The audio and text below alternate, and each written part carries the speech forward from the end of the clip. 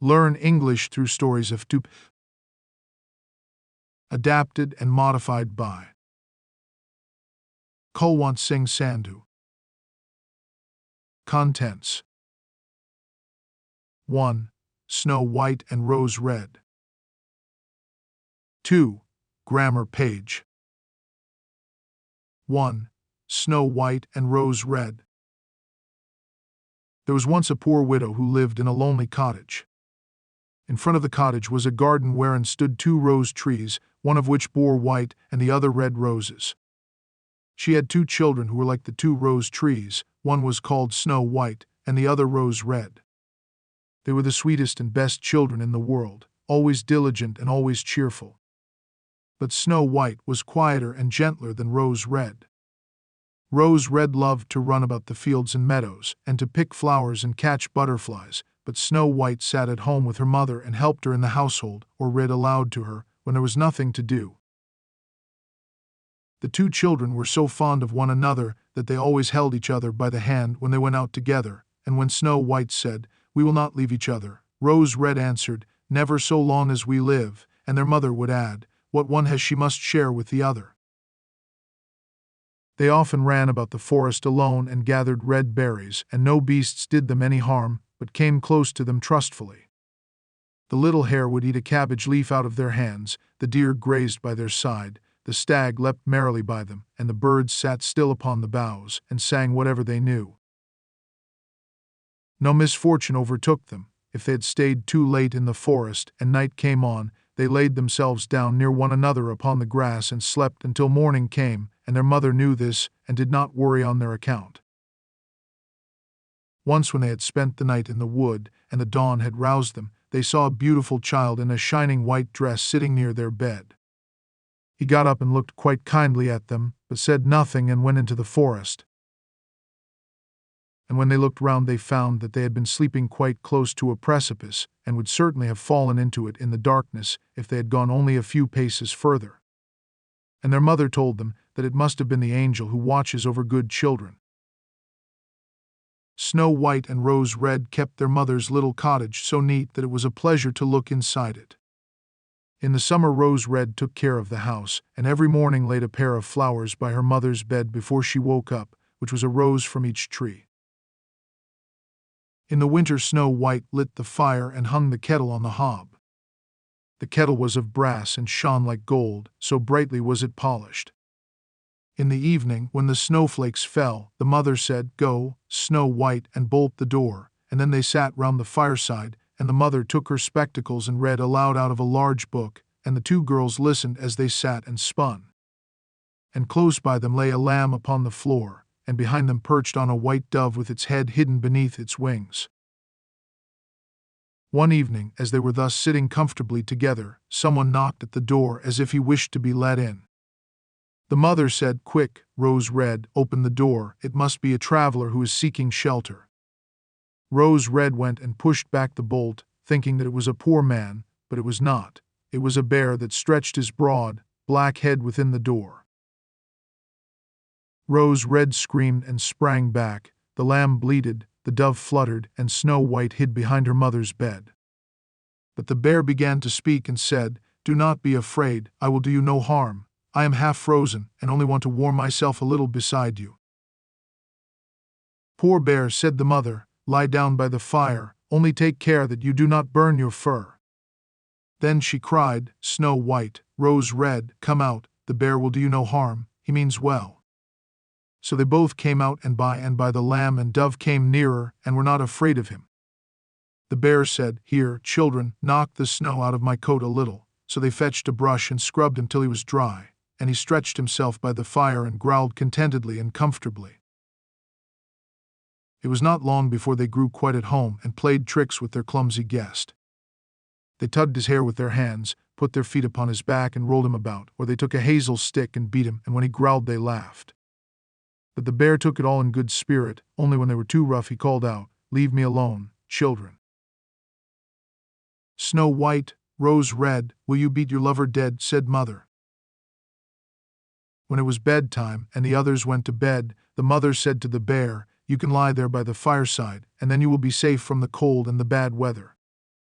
As soon as day dawned, the two children let him out, and he trotted across the snow into the forest.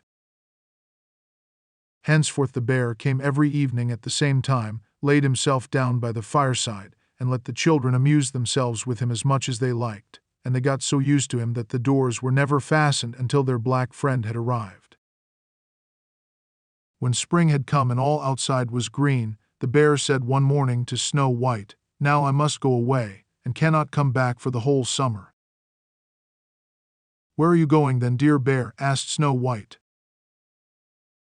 "I must go into the forest and guard my treasures against the wicked dwarfs. In the winter, when the earth is frozen hard, they are obliged to stay below, and cannot work their way through. But now, when the sun has thawed and warmed the earth, they break through it, and come out to spy the land and steal, and what once gets into their hands, and in their caves, does not easily see daylight again."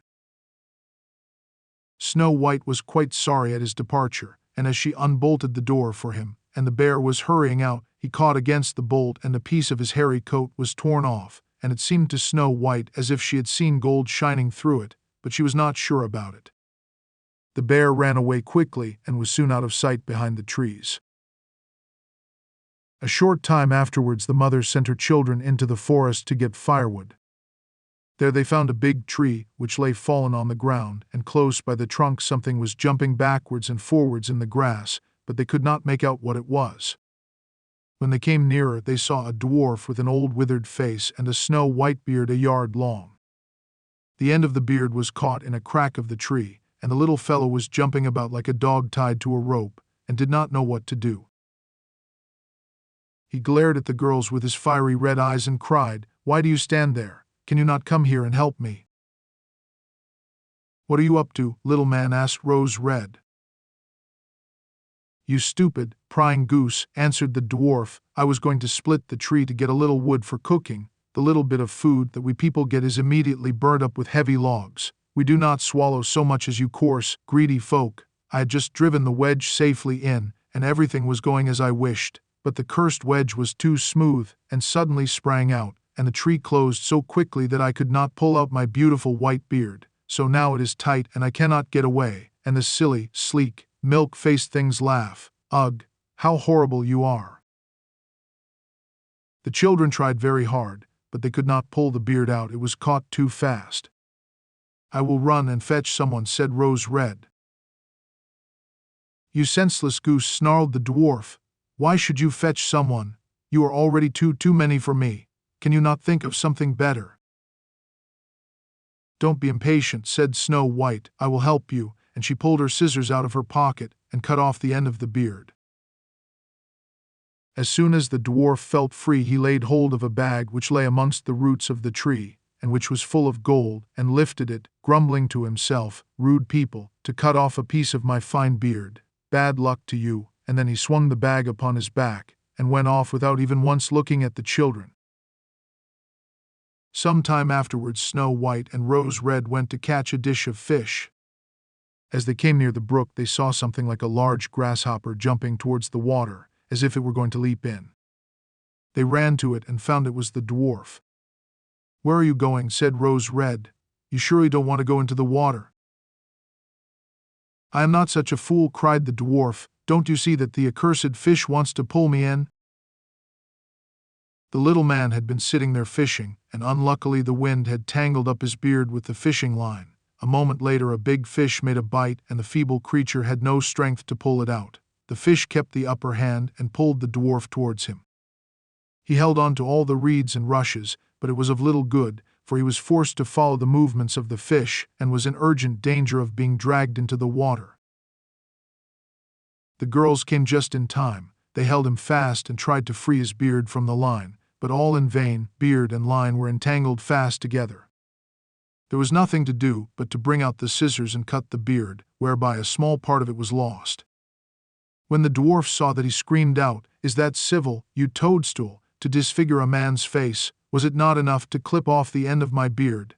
Now you have cut off the best part of it. I cannot let myself be seen by my people. I wish you had been made to run the soles off your shoes." Then he took out a sack of pearls which lay in the rushes, and without another word, he dragged it away and disappeared behind a stone. It happened that soon afterwards the mother sent the 2 children to the town to buy needles and thread, and laces and ribbons. The road led them across a heath upon which huge pieces of rock lay strewn about. There they noticed a large bird hovering in the air, flying slowly round and round above them. It sank lower and lower, and at last settled near a rock not far away. Immediately they heard a loud, piteous cry. They ran up and saw with horror that the eagle had seized their old acquaintance the dwarf, and was going to carry him off. The children, full of pity, at once took tight hold of the little man and pulled against the eagle so long that at last he let his booty go. As soon as the dwarf had recovered from his first fright, he cried with his shrill voice, "Could you not have done it more carefully? You dragged at my brown coat so that it is all torn and full of holes, you clumsy creatures." Then he took up a sack full of precious stones and slipped away again under the rock into his hole. The girls, who by this time were used to his ingratitude, went on their way and did their business in town. As they crossed the heath again on their way home, they surprised the dwarf, who had emptied his bag of precious stones in a clean spot, and had not thought that anyone would come there so late. The evening sun shone upon the brilliant stones. They glittered and sparkled with all colors so beautifully that the children stood still and stared at them. "Why do you stand gaping there?" cried the dwarf, and his ashen-gray face became copper-red with rage. He was still cursing when a loud growling was heard, and a black bear came trotting towards them out of the forest. The dwarf sprang up in fright, but he could not reach his cave, for the bear was already close. Then, in the dread of his heart, he cried, "Dear Mr. Bear, spare me, I will give you all my treasures. Look, the beautiful jewels lying there. Grant me my life. What do you want with such a slender little fellow as I?